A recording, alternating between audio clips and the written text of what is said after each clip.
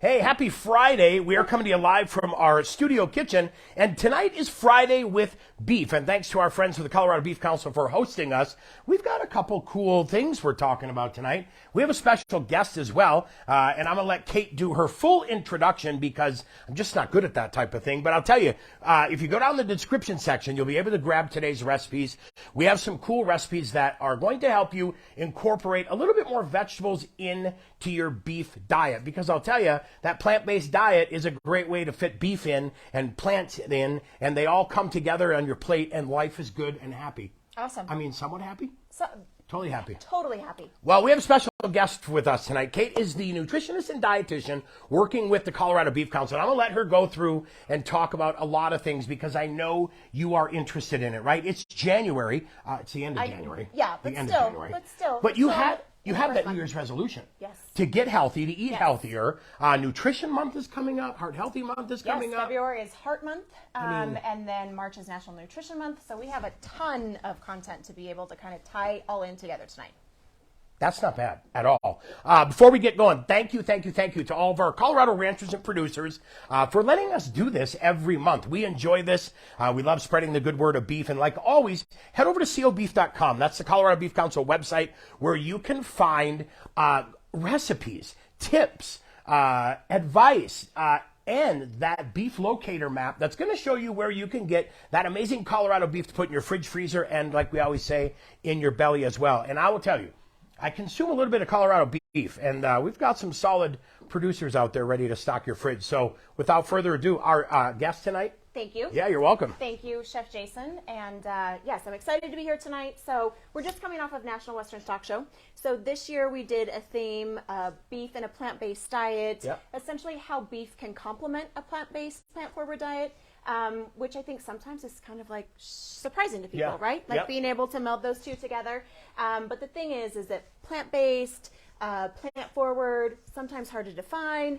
What we're really wanting to talk about is how we can incorporate beef, really of any type. Of course, we kind of encourage leaner cuts of beef, but really into a plant-based, plant-forward diet. As you can see here, we have a variety of things, from spinach to cherry tomatoes to cucumbers, green peppers. And so really it is a matter of, rather than taking something out of your diet, what can we add into to make it more enjoyable and more sustainable and being able to stick with it. Yeah. So we wanted to kind of bring tonight, just a little bit more of kind of a plant-forward theme where we're definitely still featuring beef. And we know that, there are things that our animal proteins are going to provide that our, fruits and vegetables aren't, and vice versa. And so, again, rather than eliminating beef from that, let's talk about how beef really can complement a plant-based or plant-forward diet. So coming off of National Western Stock Show and a plant-based, diet including beef, we're going into February, which is National Heart Month.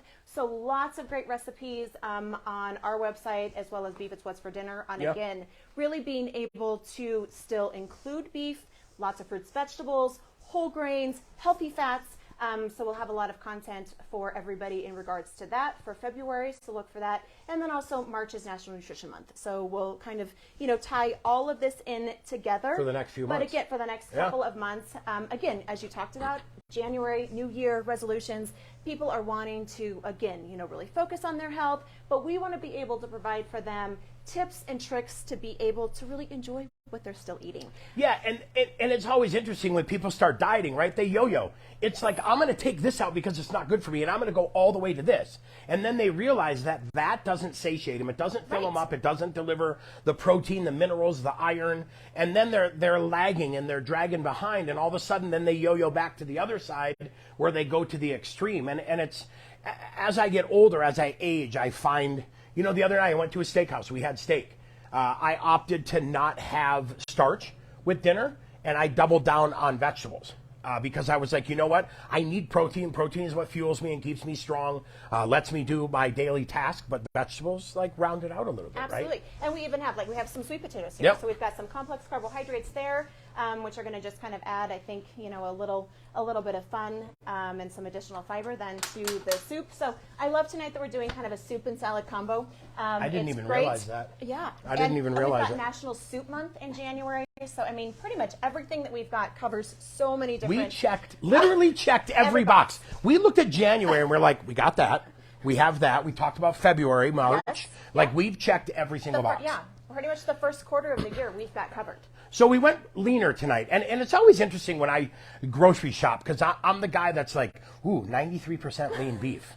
I need a little more fat, because fat's moisture, fat's flavor. But when it comes to rounding it out, your diet, maybe I'm taking the fat down a little bit, because on tonight's recipe we have a little bit of coconut milk. So we're doing a different fat to add some fun to it. Which I have personally not cooked with, so I'm excited to be able to experiment with that tonight. Yep. So today's recipes, go down in the description section. You can grab our Calypso beef soup. And then when we get back over to the salad, we have a gazpacho steak salad recipe for you as well. So like we said, soup and salad have great ways to make it into your diet. And the cool thing about the salad, we always talk about that cook once, eat twice, and how to stretch your beef dollar and how to stretch your dining dollar for that matter. And the great thing is, yes, I'm using a raw shoulder steak, but let's say you had filet for dinner last night and oops, I cooked too many. Now all of a sudden that becomes the protein on your salad as well.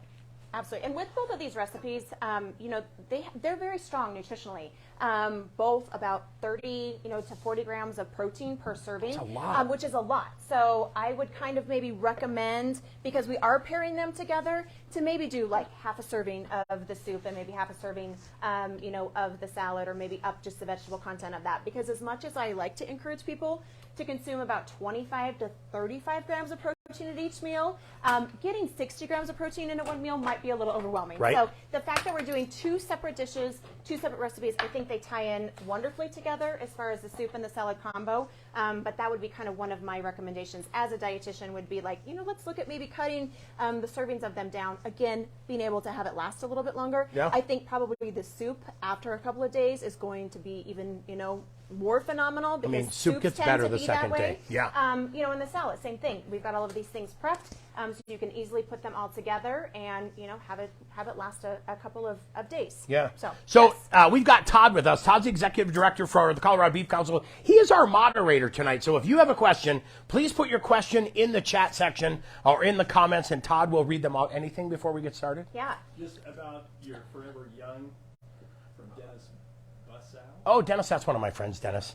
He thinks you look forever young? I'm not really sure, but I don't think the gray hair is Well, green. Oh, don't even get us started, because earlier... Before the camera started rolling. I'm amazed we're even talking, because earlier we were guessing each other's... Right. Yeah, we were guessing each other's ages. Now, don't... If your spouse, your significant other says, how old do you think my friend is? Don't. We're barely talking, because I was like 8 years off. Todd is definitely the moderator in many different ways tonight. Right? Yeah, he's making sure that we're, keeping in speaking terms, but no. All right. Kim says hi. Hi, Tammy. Hi, Tammy. Good to see you. All right, so a couple different things, a couple ways of thinking, right? We're always used to starting a soup. We heat the pan, we add some oil, we add the beef. We're not adding oil. We are just adding the beef. So I got some lean ground beef. It called for 93.7. I got 96.4. Nicely done. I just wanted a little bit of extra. Nicely done. So that little bit of extra would be kind of right in the middle of what we would consider lean, or even to extra lean. So that's one of the things going into February with American Heart Month. They, of course, we like to focus on the lean. They like to take it one step further into extra lean. There are 25 recipes that are certified by the American Heart Association that can be found on our website, and we'll be featuring some of those as well. But this is an excellent example, of being able to choose an even leaner product. But I think it's great because with the coconut milk that you're utilizing, that is kind of a little bit higher source of saturated fat. So I love that you chose a leaner, beef option, because we are adding the coconut milk, which again, I've never cooked with, so I'm excited.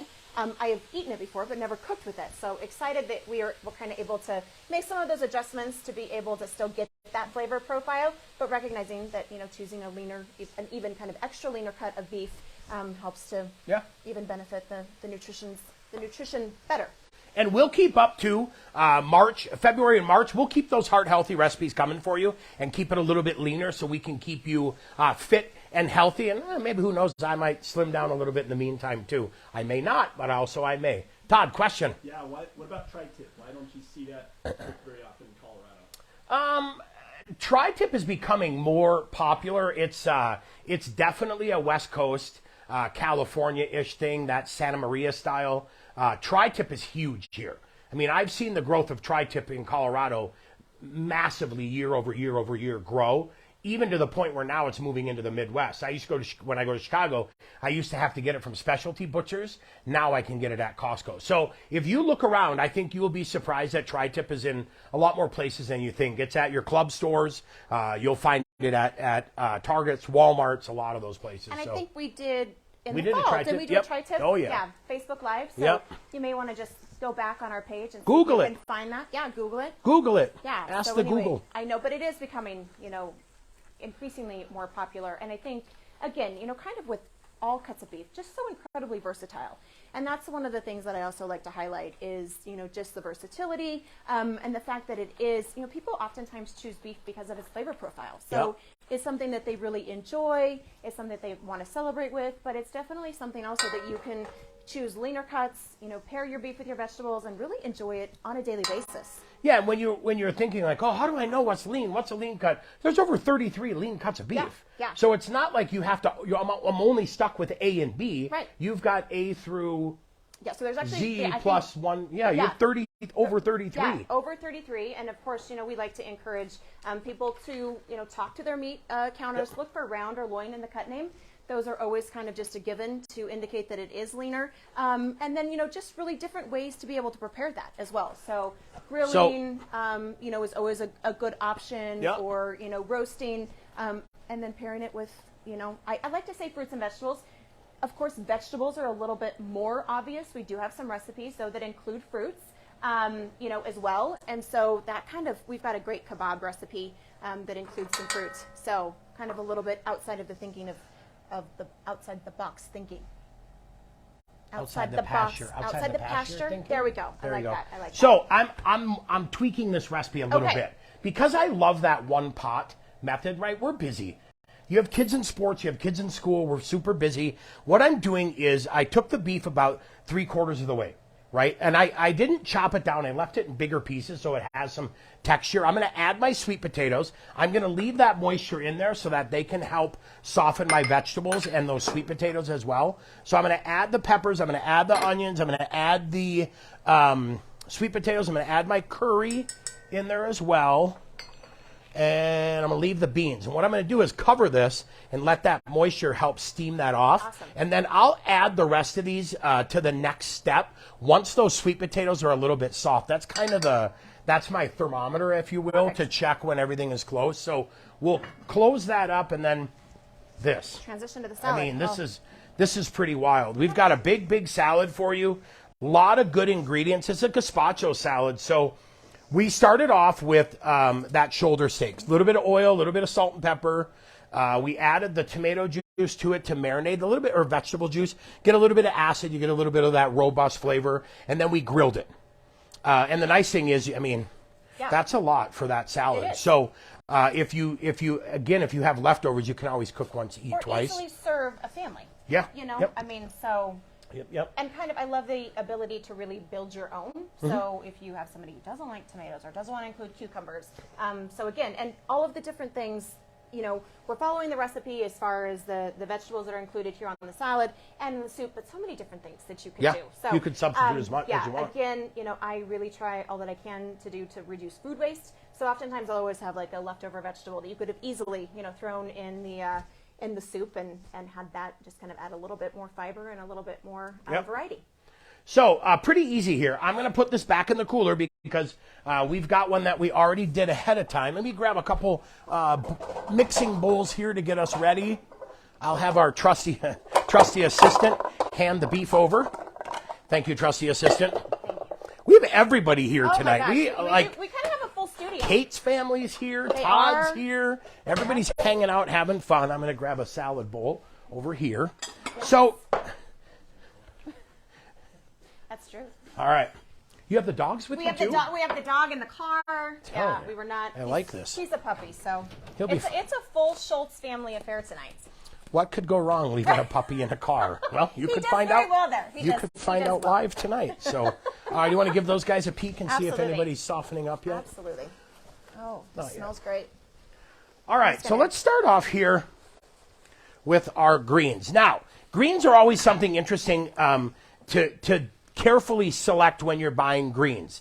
I went with all sweet greens because if you're not careful, you'll get a mix that has bitters and sweets. And some people don't like greens because of that bitterness. So I made sure I grabbed only sweets tonight, just so that we didn't have anything that was kind of being offensive to what we were doing. So let's go through the dressing here real quick. Yeah. Super easy. You want to tell me what I need to add in? So we are going to start off with the vegetable juice. So we've already got that pre-measured out there. And then we have half a cup of chopped tomato. The tomatoes. Which we are adding a quarter cup of green bell pepper.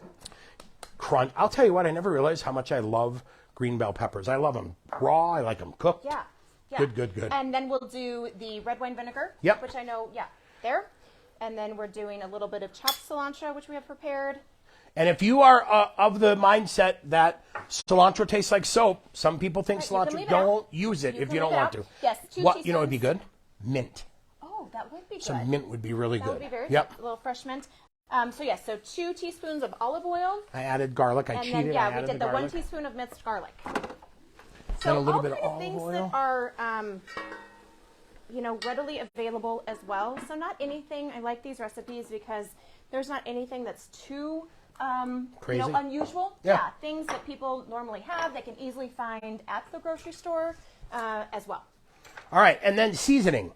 Again, if sodium is an issue, you've got acid, you've got tomatoes, you've got crunch from peppers, a little bit of sweetness, a little touch of salt will do a great job rounding this out. Absolutely. You don't have to go crazy.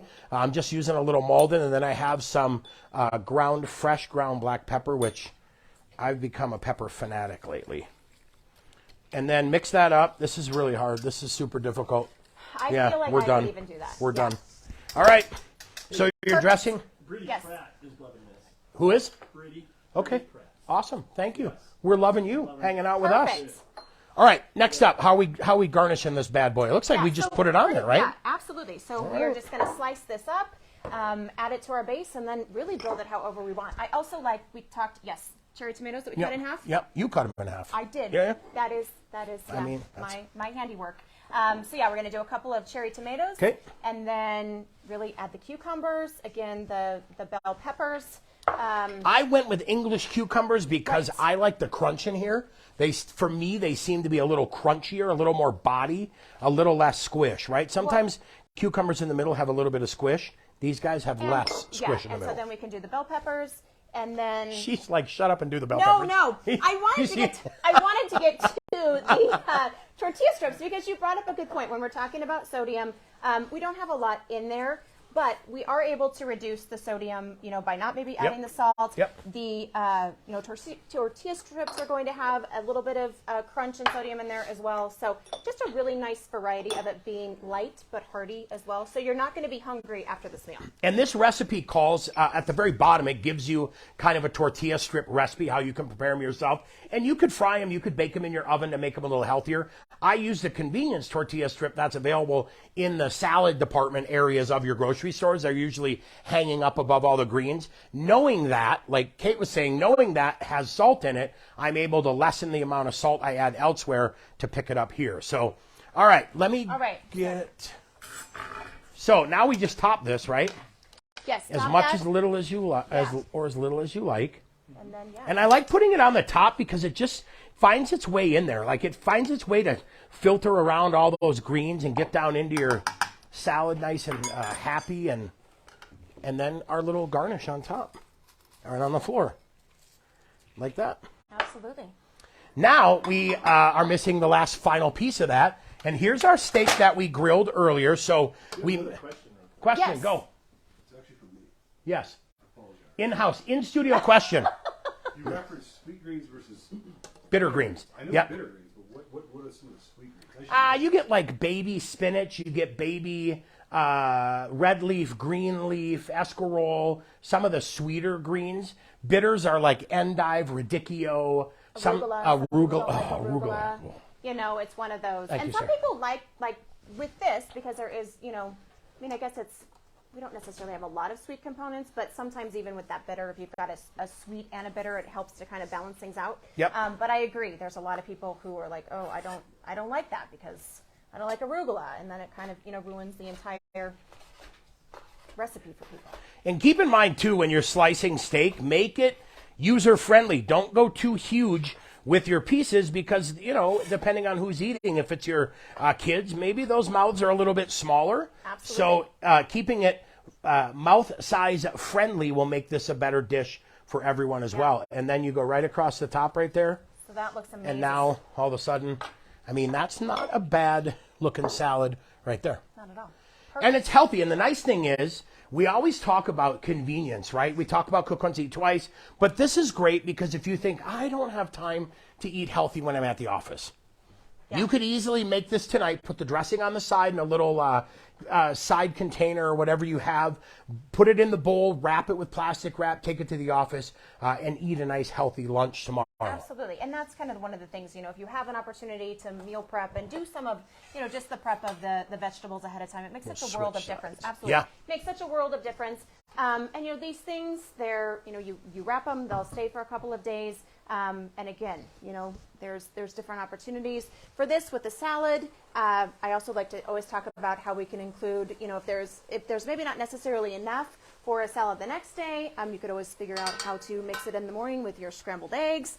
Because I always like to look for ways to incorporate beef, into our breakfast. And so oftentimes we don't have a lot of time to prepare beef on our own in the morning, but by being able to utilize those leftovers is always so nice. All right, soup time. We're going to thicken this up a little bit. Quick question on the Go. lettuce, on the greens and sweet greens and all that stuff. What about just plain old iceberg lettuce? Iceberg is fine. Iceberg's got a really good crunch. I will tell you, if I'm going to eat iceberg, I either eat it as a wedge or shredded. Yes, absolutely. Shredded iceberg is great. This would be great with shredded iceberg because that dressing just gets all up in that lettuce.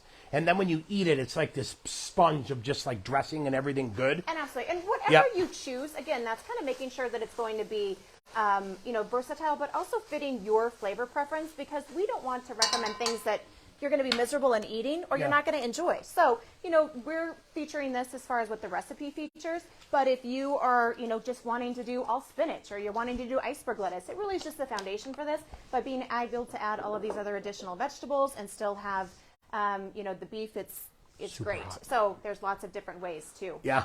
Yep. Yeah, To make iceberg. it work for you and your flavor preference.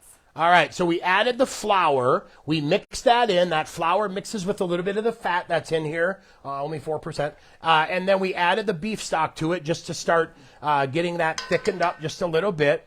We're going to go ahead and add that coconut milk. Now, I'm going to show you this kind of as I pour it. You get the meat and the milk. So when you buy canned coconut milk, you're going to see a little bit of the ground coconut in there.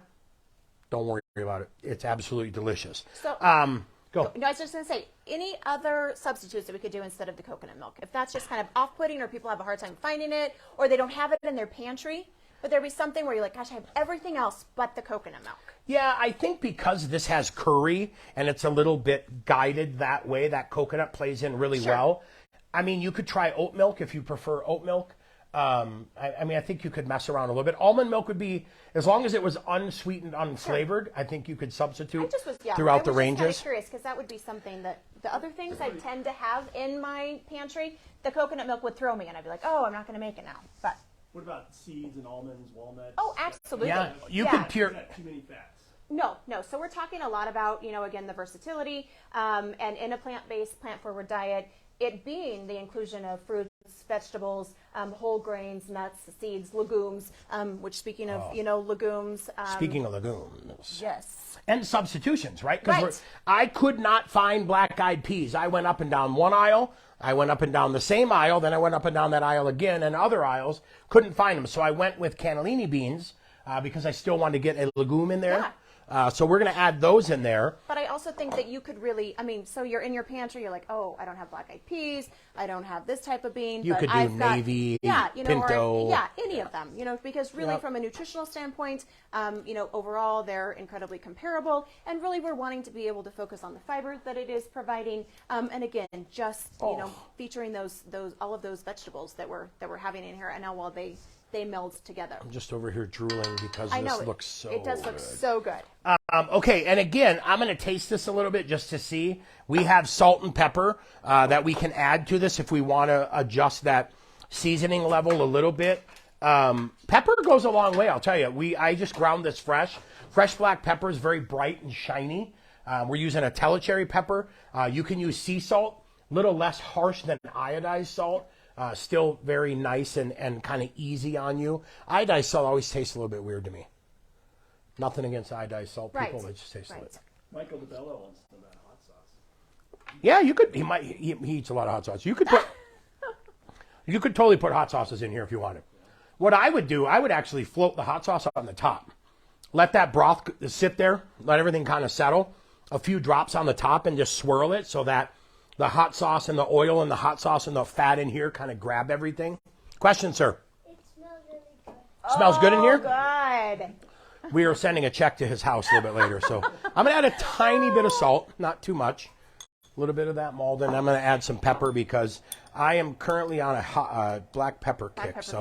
And again, getting back to the hot sauce, I mean, if that's something that's going to make this dish more enjoyable for you, then absolutely. You know, I mean, it's one of those things that we kind of, just consider a condiment, but there are people who love hot sauce. And if you think, gosh, I'd love to be able to include this in there, then absolutely go for it. If it's going to make it more enjoyable, and the fact that, there's really no wrong way necessarily to do this. Only, and hot sauces, some people will tell you, are life. They're not a condiment. They are life. And not for me. For my little guy, that would be him. I have a friend, Jason, who may be watching, who eats like Reaper peppers and ghost chili. He'll eat the pepper, but then when he gets the hot sauce, it goes on everything. Wow. He's commenting. Is he commenting? Yeah. Thanks, Jason. Nice welcome. Nice tie-in. But I'll tell you what, hot sauce, I've learned as I'm getting older, I like some of the flavors of hot sauces. Yeah.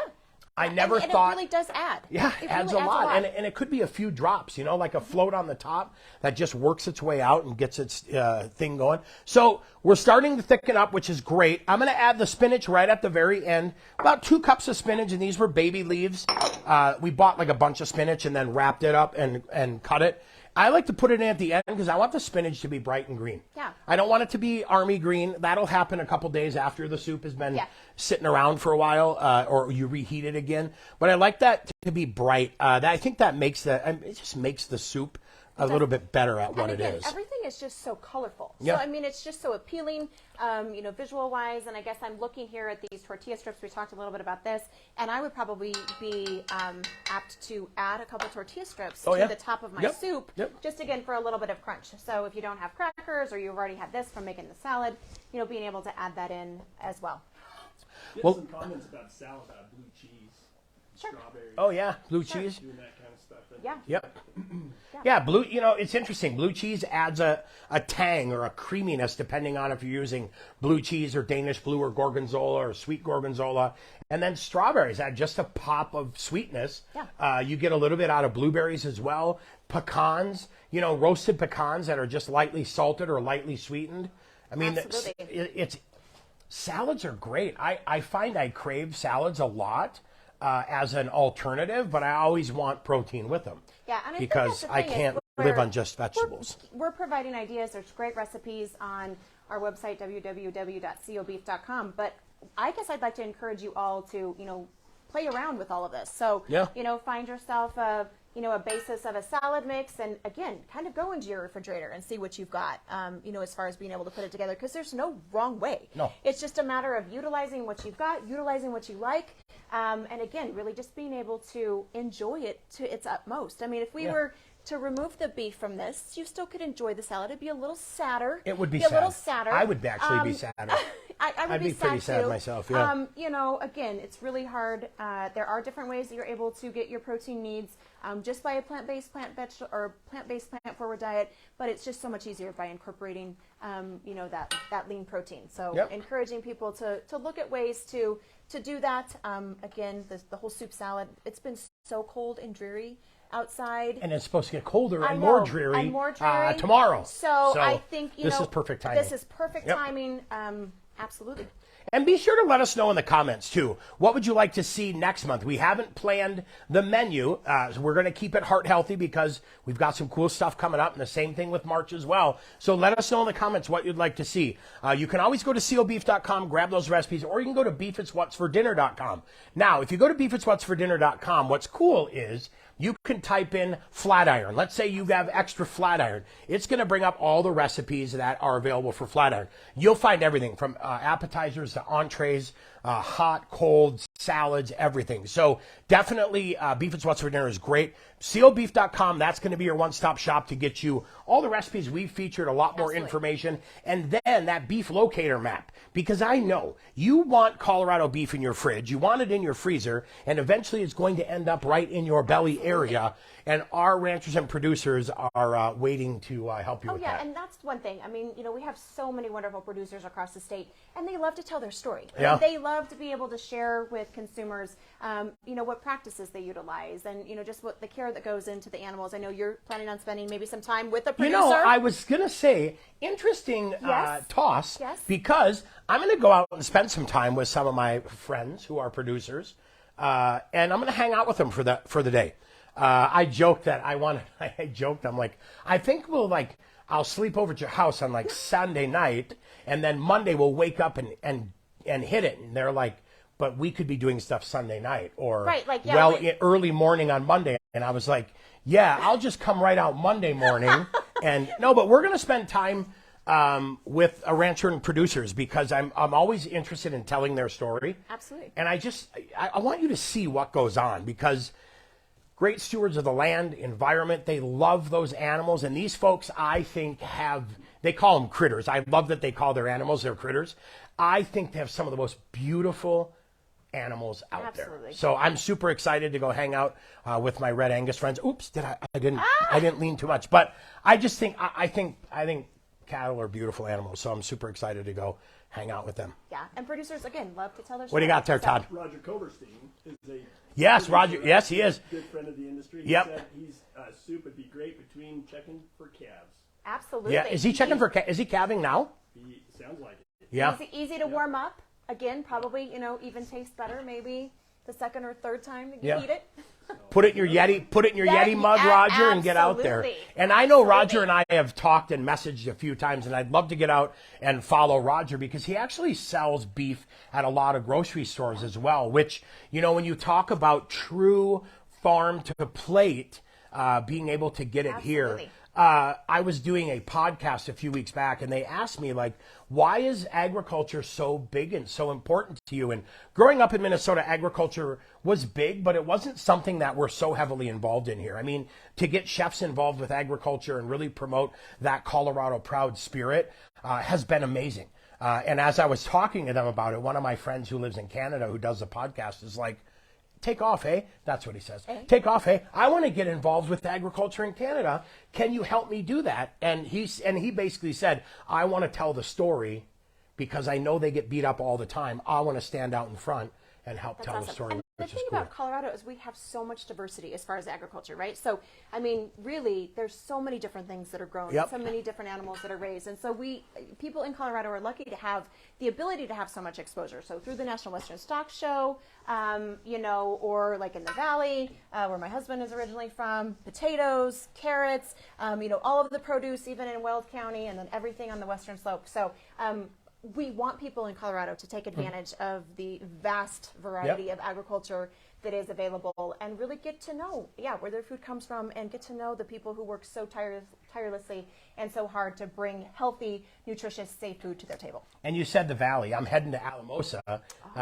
in a few weeks. No, 2 weeks to participate in a potato convention or conference they have going on down there, which it's great. I mean, it's always great just to participate and be involved in these because you really see, the best people on earth.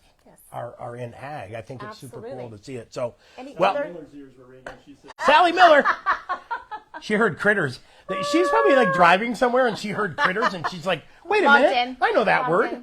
Hi, Sally. Good to see you. Hi, Sally. Hey, so again, huge thank you, everyone. We appreciate our farmers and ranchers and producers for letting us do what we do every week. And, of course, our friends at the Colorado Beef Council for having us and letting us do these events. Let us know in the comment section what we can do, how we can be more helpful, and what we can do to help get you the best recipes and the best lives. We always want to teach you something really, really fun as well. So we will snap some pictures of these so we can post them up. They say Instagram eats first and Facebook eats second. So we'll make sure we get these snapshots done so we can get them up for you. But thank you very much. And a huge thanks to our special guest. And we might have to have her come back again. It's and always I mean, fun to be here. The next couple months could be, tag team show because it's health month and right. Okay. Heart health, National Nutrition Month. So thank you. All right, everyone. Take care. We'll see you soon. Happy January. Holy mackerel. Almost it's 2023. February's in a few days. Take care of yourselves. Take care of your animals, and we will see you soon.